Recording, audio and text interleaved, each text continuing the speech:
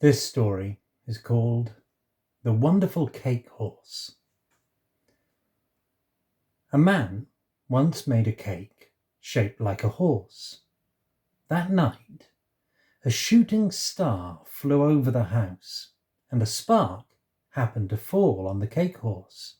Well, the cake lay there for a few moments, then it gave a snort. Then it whinnied, scrambled to its legs, and shook its mane of white icing, and stood there in the moonlight, gazing round at the world. The man, who was asleep in bed, heard the noise and looked out of the window, and saw his cake horse running around the garden, bucking and snorting, just as if it had been a real wild horse. "Hey, cake horse!" cried the man. "What are you doing?" "Aren't I a fine horse?" cried the cake horse. "You can ride me if you like."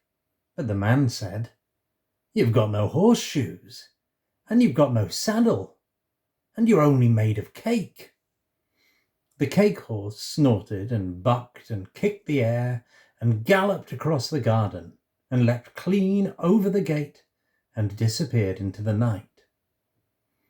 The next morning, the cake horse arrived at a nearby town and went to the blacksmith and said, "Blacksmith, make me some good horseshoes, for my feet are only made of cake." But the blacksmith said, "How will you pay me?" And the cake horse answered, "If you make me some horseshoes, I'll be your friend." But the blacksmith shook his head. "I don't need friends like that," he said. So the cake horse galloped to the saddler and said, "Saddler, make me a saddle of the best leather, one that will go with my icing sugar mane." But the saddler said, "If I make you a saddle, how will you pay me?" "I'll be your friend," said the cake horse. "I don't need friends like that," said the saddler, and shook his head. The cake horse snorted and bucked and kicked its legs in the air and said, "Why doesn't anyone want to be my friend? I'll go and join the wild horses." And he galloped out of town and off to the moors where the wild horses roamed. But when he saw the other wild horses, they were all so big and wild that he was afraid they would trample him to crumbs without even noticing that he was there. Just then he came upon a mouse who was groaning to himself under a stone. "What's the matter with you?" asked the cake horse. "Oh," said the mouse, "I ran away from my home in the town and came up here where there is nothing to eat, and now I'm dying of hunger and too weak to get back." The cake horse felt very sorry for the mouse, so it said, "Here you are.